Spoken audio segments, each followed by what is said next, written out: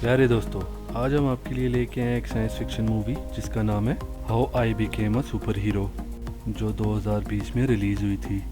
IMDb पर इसकी rating 5.8 है और रॉटन टोमेटोज पर ये 80% पर है। आइए मूवी को एक्सप्लेन करते हैं। मूवी के स्टार्ट में हम एक पुलिस वाले मोरियो को देखते हैं, जिसे उसके सीनियर की कॉल आती है, जो उससे क्लब में एरसन केस को हैंडल करने का कहता है, लेकिन वो वहाँ देर से पहुँचता है, जिसका उसके नए साथी पर अच्छा इंप्रेशन नहीं पड़ता और पुलिस का चीफ भी उसकी परफॉर्मेंस को लेकर उसे बातें सुनाता है, और जिसके नतीजे में चीफ लेफ्टिनेंट शिल्ड्समैन को उसका पार्टनर बना देता है। शुरू में उनकी आपस में नहीं बनती और वो मोरियो के बिहेवियर को शुरू से पसंद नहीं करती, और फिर उन्हें स्कूल की तरफ से एक इमरजेंसी कॉल आती है और फिर वो दोनों साथ स्कूल चले जाते हैं। स्कूल में अफरा तफरी का माहौल होता है क्योंकि वहाँ के स्टूडेंट्स हाथ से आग उगलते हैं, और वहाँ एक और स्टूडेंट होती है जिसका नाम होता है लिली, जिसे अपनी पावर्स कंट्रोल करने में मुश्किल पेश आती है। और जब ये दोनों वहाँ पहुँचते हैं तो अंदाज़ा लगाते हैं कि सबका एरिसन केस में भी इस लड़के का हाथ है, और फिर वो दोनों गिरफ्तारी का मंसूबा बनाते हैं, और मोरियो उस लड़की की तरफ बिना हथियार लिए जाता है और वो उसे पुरसुकून करने की कोशिश करता है, और फिर वो उसे गिरफ्तार कर लेते हैं। उस हादसे के बाद पुलिस को दो चीज़ें मिलती हैं जो उन्हें बहुत मशकूक लगती हैं, और उस लड़के से तफ्तीश करने पर पता चलता है कि एरिजन में उस लड़के का कोई हाथ नहीं है, और वो इस नतीजे पर पहुंचते हैं कि इसके पीछे शायद कोई और हो जिसके पास इस लड़के जैसी पावर्स हों। और दूसरी जगह दिखाया जाता है कि टीनेजर्स आपस में कोई अजीब चीज़ लेन देन कर रहे होते हैं, और ये इंकशाफ होता है कि वो अजीब चीज़ ममनुआ होती है जिससे आम इंसानों को पावर्स मिल जाती हैं, और इसीलिए टीनेजर्स वो चीज़ खरीदने में बहुत दिलचस्पी लेते हैं। और दूसरी तरफ मोरियो पार्टनर से अलग होकर अपने बेस्ट फ्रेंड को मिलने जाता है, मॉन्टी कार्लो, जो कि एक सुपर हीरो था जिसका मुआशरे में कलीदी किरदार था और लोग उसे पसंद करते थे। उसके दो और सुपर हीरो दोस्त थे, कैलिस्टा और गिगामैन, और वो तीनों रॉयल पैक कहलाते थे। बूढ़ा होने की वजह से उसने ये सब कुछ छोड़ दिया। जब वो सुपर हीरो था उसने मोरियो के साथ काम किया था और तब से वो करीबी दोस्त हैं। और वहाँ पे मोरियो एरिजन केस की इन्वेस्टिगेशन के लिए उसकी मदद चाहता है, और वो अपनी नोटबुक पढ़ने के बाद बरासीरो का नाम लेता है, और पुलिस ऑफिसर उसे ढूंढने के लिए वहाँ से निकल जाता है। हेडक्वार्टर जिसकी क़यादत निंजा कर रहा होता है, और ये एक रिसर्च लैब होती है जहाँ पे वो अजीब चीज़ें बनती हैं जिनकी टीनेजर्स में लेन देन होती है। अगले दिन एरिसन केस के लिए पुलिस मीटिंग होती है, और तब मोरियो बाकी ऑफिसर्स को बरासीरो के बारे में बताता है, जिसे वो एरिसन केस के लिए आर्जी मुलजिम ठहराते हैं। और उसके बाद मोंटी की कॉल आती है और वो उसे बताता है कि बरासीरो पेरिस में एक रेस्टोरेंट में काम करता है। और उसके बाद हम अगले सीन में देखते हैं कि कैलिस्टा रॉयल टीम की मेंबर बास्केट पार्क टीचर के तौर पे काम कर रही होती है, और उसके पास ये पावर होती है कि वो किसी भी बंदे को देख के बता सकती है कि उसके साथ फ्यूचर में क्या होने वाला है। और उसी वक्त मोरियो आ जाता है और बरासीरो के बारे में पूछता है, और गैर मुतवक्का तौर पर पता चलता है कि वो बरासीरो के बारे में बहुत कुछ जानती है, और वो उसे ढूंढने में उससे मदद मांगता है, लेकिन वो इनकार कर देती है। वो हार नहीं मानता और अपनी पार्टनर के साथ इन्वेस्टिगेशन जारी रखता है, और वो दोनों फिर हॉस्पिटल जाते हैं जहाँ पे वो एरिजन केस के साथ जुड़े जख्मी लोगों को मिलते हैं, और डॉक्टर उन्हें बताता है कि उनमें से एक बंदा मर चुका है। और हैरत वाली बात यह है कि दूसरा पेशेंट बरासीरो है जिसे वो अजीब चीज़ दी गई थी, और डॉक्टर उन्हें यह भी बताता है कि वो अजीब चीज़ इंसान के खून से बनती है। ये सब कुछ जानने के बाद वो रियल मास्टरमाइंड को ढूंढते हैं, और उस रात वो CCTV कैमरास और पिक्चर्स की जांच करते हैं, और पिक्चर्स में उन्हें एक बंदा नज़र आता है जो उन्हें नहीं मिला, और वो उसकी तलाश बाकी हॉस्पिटल्स में भी करते हैं, और फिर वो उन्हें मिल जाता है,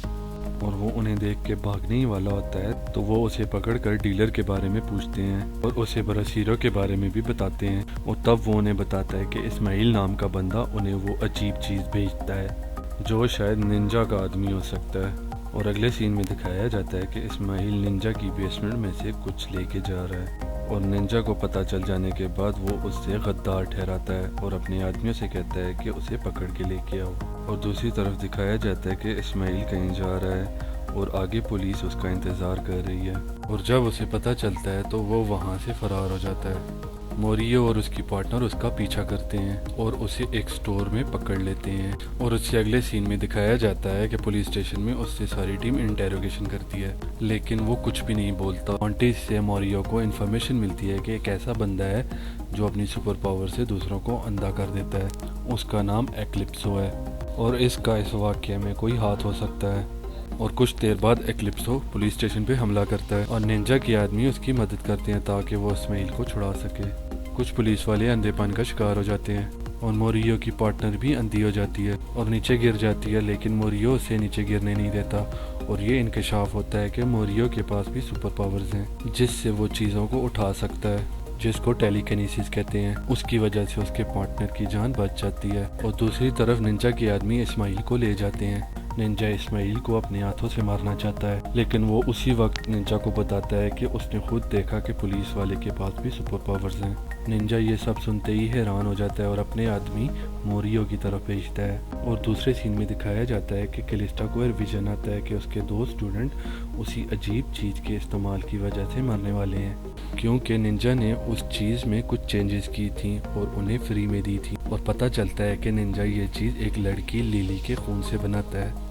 جو اس نے اغوا کی تھی، اور وہ گیگا مین کی بیٹی ہوتی ہے، اور اس کے خون میں جو سپر پاورز تھیں وہ اسے مرے ہوئے باپ کی طرف سے ملی تھیں۔ موریو کو جب یہ پتہ چلتا ہے تو وہ جلدی سے لیلی کے کڈنیپنگ کی انویسٹیگیشن شروع کرتا ہے، اور اسی دوران نینجا کا ایک آدمی اسے بے ہوش کر کے اغوا کر لیتا ہے، اور خوش قسمتی سے وہ اپنی سپر پاور بے ہوشی کی حالت میں بھی استعمال کر سکتا ہے، جس کی وجہ سے وہ کار کو ڈیمیج کر دیتا ہے، اور اسی وقت لینا اور کیلسٹا اسے بچانے آ جاتے ہیں، اور نینجا اسے 3 گولیاں مار دیتا ہے، لیکن اپنی پاور سے وہ گولیاں سینے سے نکال لیتا ہے تاکہ زخم جلدی ٹھیک ہو سکے، اور وہ اسے مونٹی کے گھر لے جاتی ہیں، اور وہاں کیلسٹا انکشاف کرتی ہے کہ موریو رائل پیک کی طرح ایک سپر ہیرو ہے، لیکن وہ اپنی پاور کو کنٹرول نہیں کر سکتا۔ پہلی دفعہ ایک کرمنل کو پکڑنے کے لیے اس نے اپنی پاور کا استعمال کیا،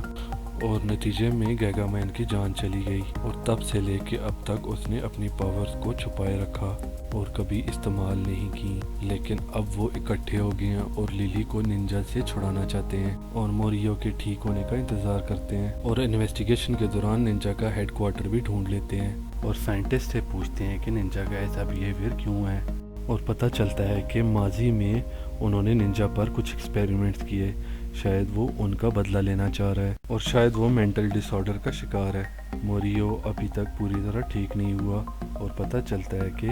وہ عجیب چیز باہر ایسے لوگوں کے ہاتھ لگ گئی ہے جو لوگوں کو مارنے اور چوری چکاری میں استعمال ہو رہی ہے، اور آخر کار مونٹی اور اس کے ساتھی پولیس کے ساتھ مل کر نینجا کے ہیڈ کوارٹر پر حملہ کرنے کا فیصلہ کرتے ہیں۔ نینجا اپنے آدمیوں سے وہ ساری دوائیاں اکٹھی کرنے کا کہتا ہے اور لیلی کو لے کے وہاں سے فرار ہو جاتا ہے، اور مونٹی اور اس کے ساتھی ٹیلی پیتھی کے ذریعے وہاں آ جاتے ہیں، اور نینجا لیلی کو لے کے بھاگ ہی رہا ہوتا ہے کہ اسے آگے رستے میں موریو کھڑا نظر آتا ہے، اور وہ موریو کو دیکھتے ہی اور دوائی لینے لگتا ہے، اور جب لیلی وہاں سے بھاگ جاتی ہے تو موریو اس پہ حملہ کر دیتا ہے اور دونوں آپس میں لڑنے لگتے ہیں۔ نینجا وہ دوائی مسلسل لے رہا ہوتا ہے اور اس کی پاور کنٹرول سے باہر جا رہی ہوتی ہیں، اور پھر موریو اسے آسمان کی طرف لے کے جاتا ہے جہاں وہ تباہ ہو کے بکھر جاتا ہے،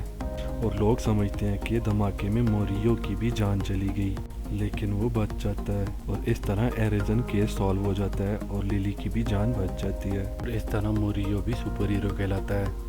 پیارے دوستو، ایسی اور بھی ویڈیوز دیکھنے کے لیے ہمارے چینل سبسکرائب کریں، نوٹیفیکیشن آن رکھیں، اور اپنی قیمتی رائے سے ضرور آگاہ کیجیے گا۔ شکریہ۔